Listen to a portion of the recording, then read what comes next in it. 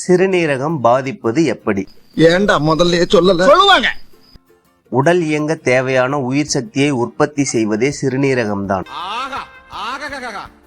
சிறுநீரகத்தின் செயல்பாட்டில் பாதிப்பை ஏற்படுத்தும் செயல்கள்: நீண்ட நாட்களாக கட்டுப்படுத்தாத சர்க்கரையின் அளவு, இவன் சரியா வர மாட்டான், உயர் இரத்த அழுத்தம் மெல்லிய நரம்புகளை சீர்குலைக்கும், வலி மாத்திரைகளை தொடர்ந்து பயன்படுத்துவது,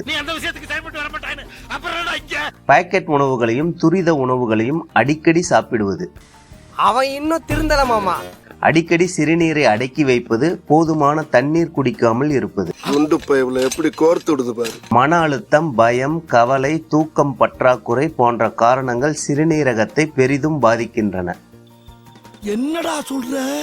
இது போன்ற காரணங்களால் உடல் கடிகாரம் தவறாக இயங்க ஆரம்பிக்கும். இதன் விளைவாக ஹார்மோன்களின் செயல்பாடுகள் தடைபடும். இதெல்லாம் எனக்கு முன்னாலேயே தெரியாம போச்சு. உள்ளுறுப்புகளின் செயல்பாடுகள் குறைவதும் செயலிழப்பதும் உடல் கடிகாரம் மற்றும் ஹார்மோன்களின் செயல்பாடு குறைவதே முக்கிய காரணமாக இருக்கும். இவை அனைத்தையும் ஒழுங்குபடுத்தவும் இயல்பாக செயல்பட வைக்கவும் எங்களின் சிகிச்சை துணை நிற்கும்.